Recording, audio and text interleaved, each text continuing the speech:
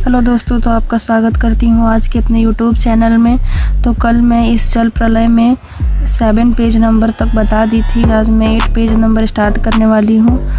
कीचड़ पानी में लथपथ भूखे प्यासे नर नारियों के झुंड में मुक्त खिलखिलाहट लहरें लेने लगती हैं। हम रिलीफ बांटकर भी ऐसी हंसी उन्हें दे सकेंगे क्या? शास्त्री जी आप कहाँ हैं? बलवाही नाच की बात उठते ही मुझे अपने परम मित्र भोला शास्त्री की याद हमेशा क्यों आ जाती है। यह एक बार 1937 में सिमरवनी शंकरपुर में बाढ़ के समय नाव को लेकर लड़ाई हो गई थी। जब वो 1949 में गए थे यमुना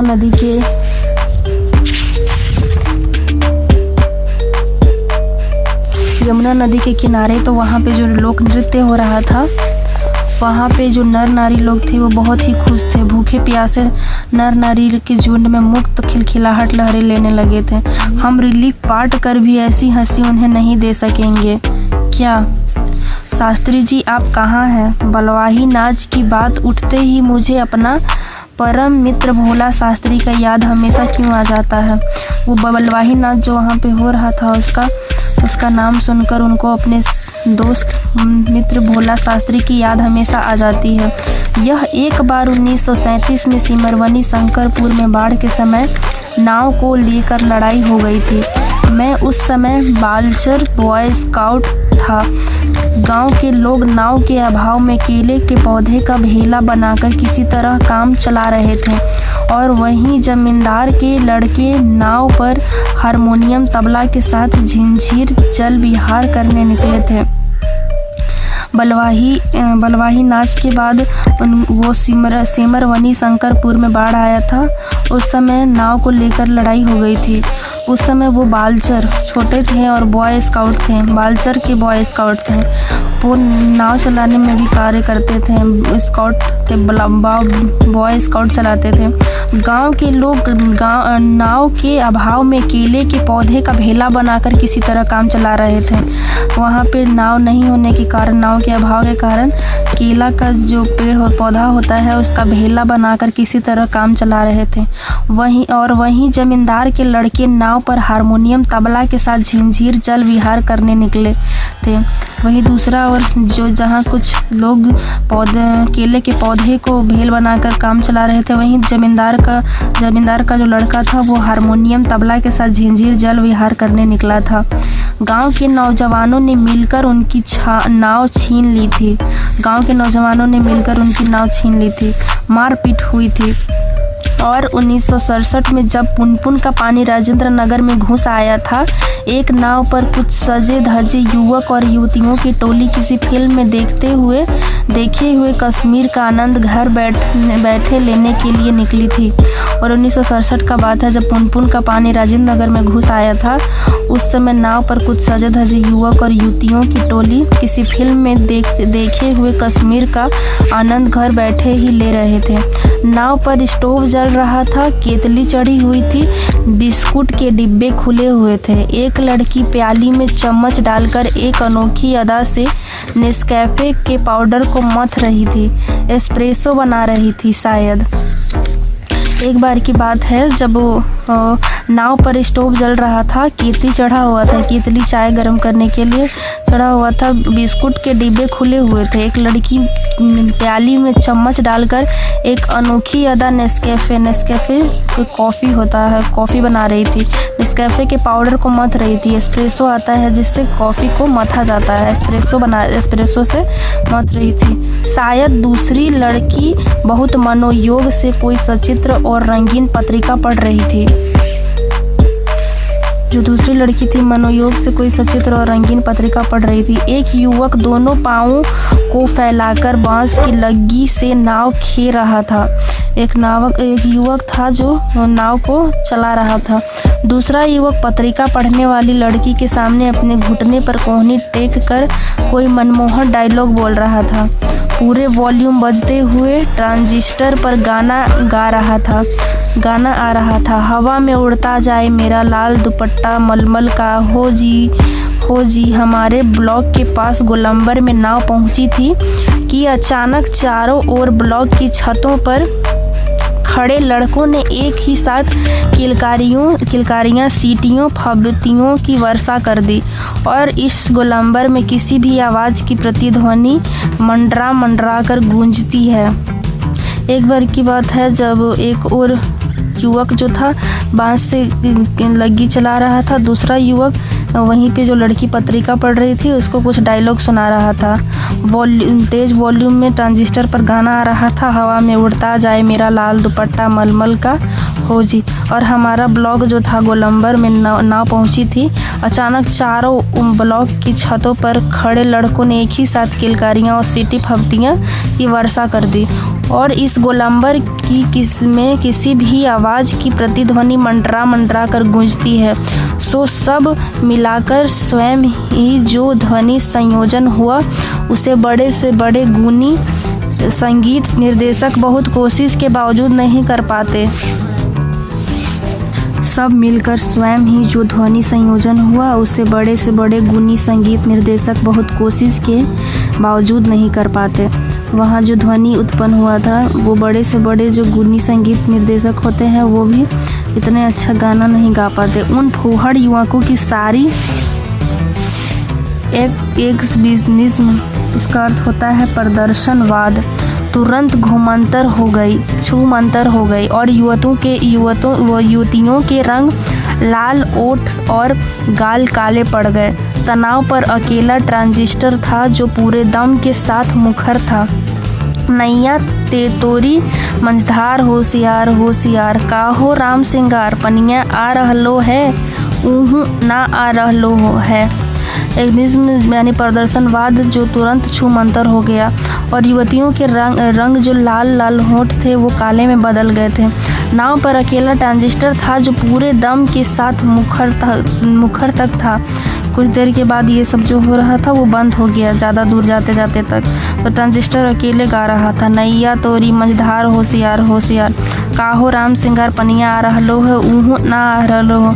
2:30 बज गए मगर अब तक नहीं आया, नहीं लगता कहीं अटक गया, अथवा जहाँ तक आना था आकर रुक गया, अथवा तटबंध पर लड़ते हुए इंजीनियरों की जीत हो गई, शायद या कोई दैवीय चमत्कार हो गया। नहीं तो पानी कहीं भी जाएगा तो किधर से, रास्ता तो इधर से ही है। चारों ब्लॉकों के प्रायः सभी फ्लैटों की रोशनी चली जा रही थी, बुझ रही है।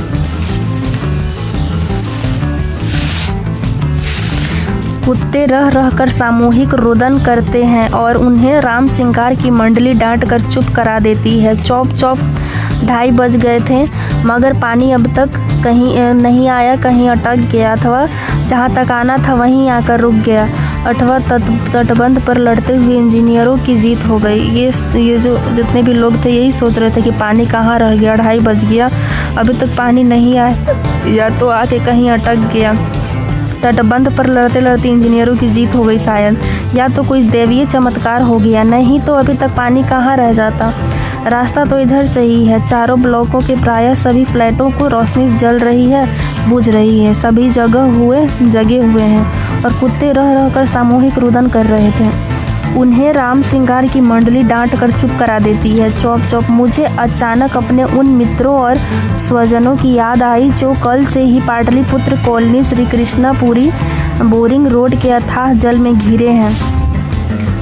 जितेंद्र जी, विनीता जी, बाबू भैया, इंदिरा जी पता नहीं कैसे हैं, किस हाल में हैं। वे शाम को एक बार पड़ोस में जाकर टेलीफोन करने के लिए चोंगा उठाया। बहुत देर तक कोई नंबर डायल करता रहा। उधर सन्नाटा था एकदम, कोई शब्द नहीं, टूंग फूंग कुछ भी नहीं। मुझे अचानक अपने जो कवि थे उन कहानी की कवि नहीं, गलती से कहा गया था, जो लेखक थे, मुझे अचानक जो लेखक थे उनको अचानक याद आया कि जो उनके मित्र और स्वजन थे उनकी अचानक से याद आई, जो पाटलिपुत्र कॉलोनी में श्री कृष्णा बोरिंग रोड के अथाह पानी में जल से घिरे हुए थे। जितेंद्र जी, विनीता जी, बाबू भैया, इंदिरा जी पता नहीं कैसे हैं। ये जो 4-5 लोग थे वहाँ बाढ़ के पानी में घिर चुके थे, पता नहीं वो कैसे हैं, किस हाल में हैं। वो शाम को एक बार पड़ोस में जाकर टेलीफोन करने के लिए चोंगा उठाया। बहुत देर तक कई नंबर डायल करता रहा, लेकिन उधर से सन्नाटा था, एकदम कोई शब्द नहीं, टोंग फोंग कुछ भी नहीं डायल हुआ। बिस्तर पर करवट लेते हुए फिर एक बार मन में हुआ कुछ लिखना चाहिए, लेकिन क्या लिखना चाहिए? कुछ भी लिखना संभव नहीं, और क्या ज़रूरी है कुछ लिखा ही जाए। नहीं, फिर स्मृतियों को जगाऊं तो अच्छा। पिछले साल अगस्त में नरपतगंज थाना चकरदाहा गांव के पास छाती भर पानी में खड़ी एक प्रसवा हमारी ओर गाय की तरह टुकुर टुकुर देख रही थी। बिस्तर पर करवट लेते हुए फिर एक बार मन में हुआ कि कुछ लिखना चाहिए। जब वो फिर बिस्तर पर लेटे फ़ोन डायल करके, तो उसके बाद फिर उनके दिमाग में आया कि कुछ लिखना चाहिए, लेकिन क्या लिखनी चाहिए? कुछ भी लिखना संभव नहीं है। क्या ज़रूरी है कुछ लिखा ही जाए? फिर वो सोचने लगे क्या ज़रूरी है कि कुछ लिखा ही जाए। नहीं, फिर स्मृतियों को जगाऊं तो अच्छा। पिछले साल अगस्त में नरपतगंज थाना।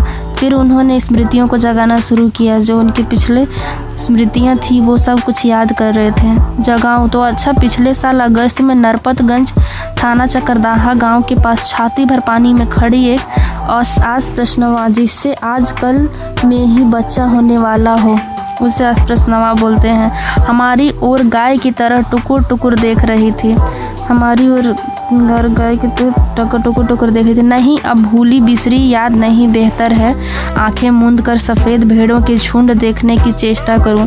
उजले उजले सफ़ेद भेड़ों के झुंड। किंतु अब वो सोचने लगे कि गाय की बातें छोड़कर अब वो आंखें मूंद कर भेड़ देखने की कोशिश करने लगे। सफ़ेद भेड़, उजले भेड़, इसका अर्थ है कि वो उनको लगा कि अब सोना चाहिए। सफ़ेद भेड़ देखने का मतलब कि अब सो जाएं और सपने में ये सब कुछ को देखें। झुंड किंतु सभी उजले भेड़ अचानक काले हो गए। बार बार आंखें खोलता हूँ, मूंदता हूँ, काले को उजला करना चाहता हूँ। भेड़ों के झुंड भूरे हो जाते हैं। उजले भेड़ काले भूरे, किंतु उजले गेहुए रंग के भेड़।